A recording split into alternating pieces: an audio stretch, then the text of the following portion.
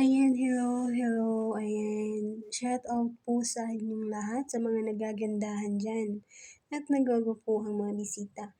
Ayan, gusto ko lang pong batiin ng happy birthday ang aking utol, ayan, best friend, ayan, dito sa loob ng Imo at kapamilya. Ayan, Utol Vash, binabati kita again ng happy birthday. Sana more's birthday pa ang iyong i-celebrate. Ayan, lagi kang mag-iingat, alagaan ang iyong sarili. Huwag mong papabayaan. At umalis ako ng Imo, nawala ako dito sa Imo, wala kang jowa. Ayan, best. Baka pagbalik ko, wala pa rin. Baka naman, meron na dyan. Ayan. Tulad ng sabi ko, huwag masyadong pihikan. Ayan. Di ka naman kapagitan. Ang gwapo mo nga. Wala ka pa rin jowa. Iba naman. Ayan. Ang masasabi ko lang, enjoy mo yung araw na to.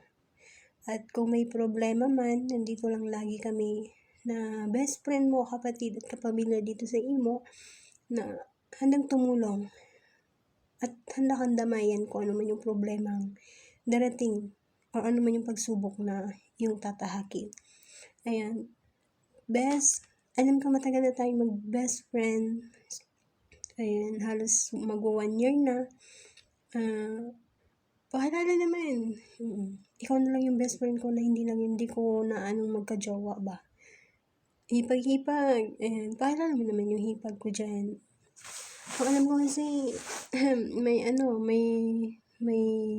nagkakagusto, pero, baka paalala mo.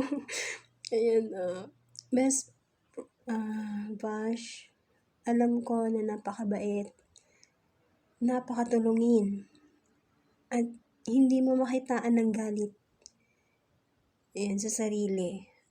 Alam ko, may darating na babae para sa'yo, at sana kung dumating na yung babae na yun, mahalin mo, gaya ng pagmamahal niya sa'yo. Ayan, best. Binabati ulit kita ng happy birthday. Love you.